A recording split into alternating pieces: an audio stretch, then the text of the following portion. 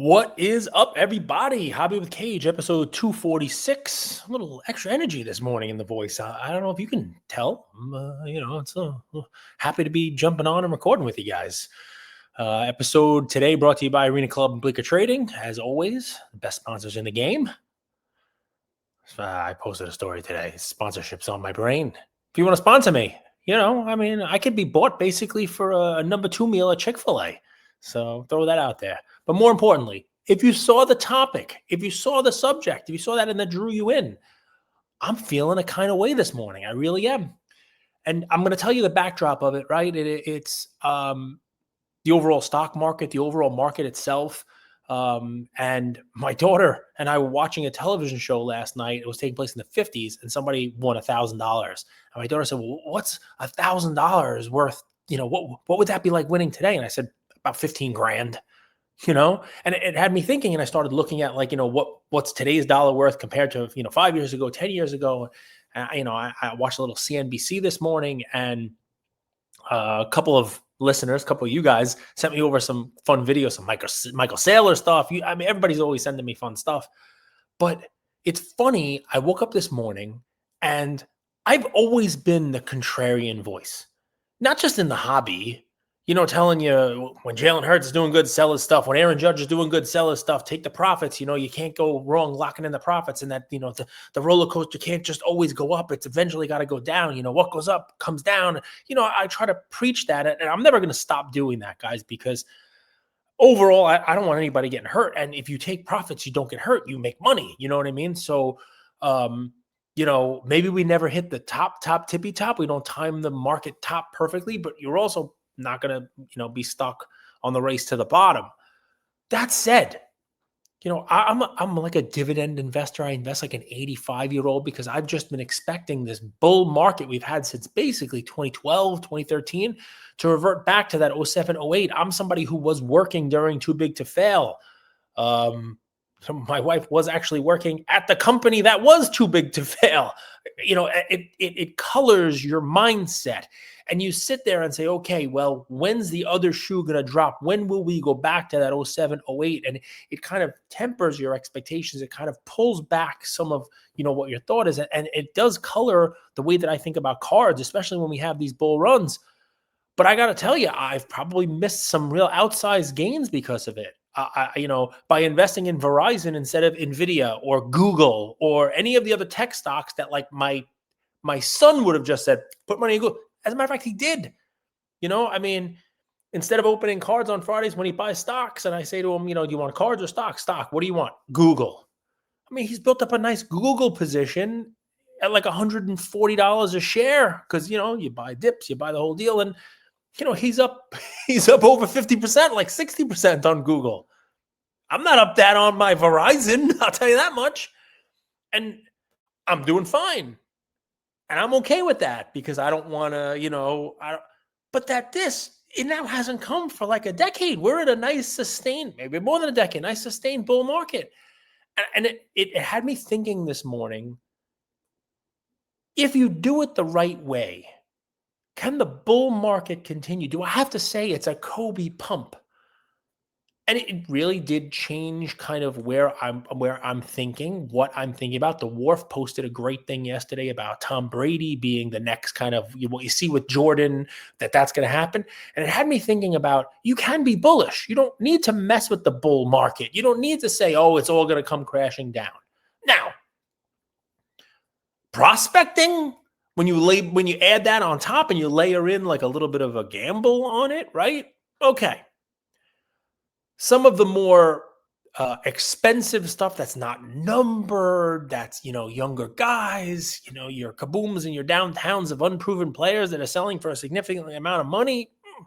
I also would probably hesitate on, I'm going to say this, even the GOAT stuff, you still have to look at kind of how much it's run. It's okay, a steady incline. But, something that sold for 10 grand 2 months ago that is now 25 grand, I might pause on that.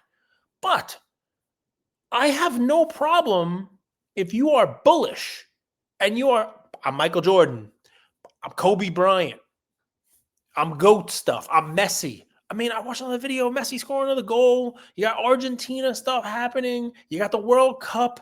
He's starting to prep for that. He's going to be in the news again, right? You got all kinds of cool soccer releases that are going to be coming out. He's pretty much established himself as sort of a GOAT kind of player. Let's go. Tom Brady, another one that we just talked about, right? I mean, Tom Brady's cards, if you think any young quarterback, anybody is good, instead of gambling on whether this year it's Josh Allen, this year it's Jaden Daniels, this year it's Justin Herbert or Trevor Lawrence or Lamar Jackson, if you can bet the field by buying Tom Brady. Because as long as it's one of them, Brady stuff should go up. Because if it's a round robin of this year, Burrow, last year, Josh Allen, the year before that, Lamar Jackson, if you have multiple different MVPs, Jalen Hurts winning the Super Bowl, a different person winning the Super Bowl, these guys will all win 1, 2, and they fall into that nice bunch of quarterbacks that we've had over time that win an MVP, win a Super Bowl, win 1 or 2 or 3. It's not Mahomes. I don't hear many people thinking Mahomes is going to win the Super Bowl this year. And if he doesn't, it just puts Brady further into the GOAT stratosphere and away from everybody else. So if you really think it's Josh Allen's year, or it's Joe Burrow's year, or it's Jaden Daniels' year, or CJ Stroud, or Drake May, or any of these guys, guess what? That's great. If any of those win, Brady's stuff should go up. That's what I'm thinking, right? That's what I'm thinking. GOATs, you can be as bullish as you want on them. There's no reason for a Messi card to come down. Now, I'm still a pump the brake kind of guy. Messi stuff has run significantly. Kobe stuff has run significantly. I haven't seen Brady stuff run significantly yet. Haven't seen a lot of baseball. Ohtani stuff, I think it has some room, especially if he wins another MVP and has some postseason success again. You start talking about Ohtani in rarefied air if he wins a 4th MVP this year. There's only one other person to ever do that, and he's steroid tainted, Barry Bonds. That's it. And he's got a ring, and who knows what happens this year about another one. That's the next level, and I'm already past my 5 minutes of fun. If you're somebody that wants to buy active players, there's plenty of active players you can buy without having to prospect. And that's sort of where I want to play as well. It could be a whole nother episode, but the hell with it. You guys tune in. I'm the number 2 podcast. I don't make 10 grand from sponsorship. Jeez. Anyway, the level down. You want to have fun. You want to have some skin in the game. I wouldn't necessarily be spending crazy money on the rookies. Look at Caitlin Clark, guys. 12 6-figure sales this year. Cards they're selling for over $500,000, and this is the second year she's not finishing the season. It's a short season. WNBA doesn't play 82 games. And she announced yesterday she's out with an injury again and done for the season. She's not going to come back. That's a lot of money to invest in somebody who could be. What I like to do is, if you need to invest in a player, let's take baseball for a second. You got to find those guys that have a floor already set in, that if something happened, their cards are not coming down to 0. Ohtani is quickly, if not already there, he might already be there. Judge, another guy, right? I mean, soon going to be, top 4 home run hitter in Yankee history. We pass this DiMaggio probably this week. I mean, close to cracking into the Mount Rushmore of Yankee players, which is a pretty crazy Mount Rushmore because, right off the bat, you start with, Mantle, Gehrig, and Ruth.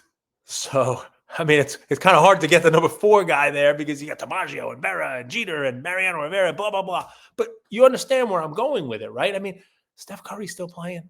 I know his prices are, a little crazy, but that's an active player. He's not a GOAT, but sure, he has a hell of a floor already put in. Somebody like, the Joker who, has some really good cards. Talk about a floor already in, with a championship and MVPs. And if you want to have an active player, because you don't want to just buy the GOAT. Yeah. Everybody's kind of piling into the GOAT. there are that next layer of player that I'd be fine, saying that, those cards can keep going up because you have the ability to, to maybe see some continued success, see them play, see Steph score 80 in a game this year. Who knows? He might, maybe win another championship, maybe not. If he doesn't, it kind of doesn't really matter because there's already a floor set in there. I've blown past the 5 minutes. I wanted to come on here today and express some, some excitement, some energy, cross over different markets, right? That, we're seeing an amazing bull market now sustained in gold, in Bitcoin, in just the overall stock market. And I remember a couple of years ago, people saying it can't last. Like for the valuations these tech companies have now, they have to have such growth in their earnings. They have to do X, Y, Z to sustain this pricing. It just can't happen. So I'm betting against it. And it's happened.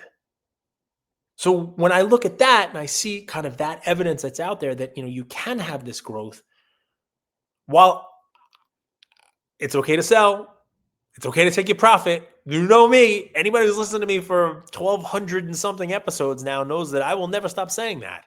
But there are a lot of good forces at work here in the hobby.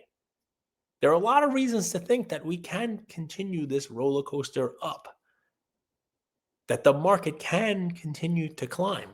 More people coming in, more innovation in the space, more money being invested in the space, more companies doing more things in the space, bringing more people into the space, more people who want to buy cards, who then chase the better cards. There's a reason to think that the train can keep moving forward and upward. And I wanted to come on here and tell you that's where my brain is today. I don't know. If you disagree, let me know in the comments. You guys aren't shy, or send me a DM and say why this whole thing's coming down and crashing. I'll be happy to have that conversation with you. Hope you enjoyed this, guys. Brought to you by Arena Club and Bleecker Trading. And yeah, that's it. Lots of fun. I will talk to you guys soon. Take care, everybody.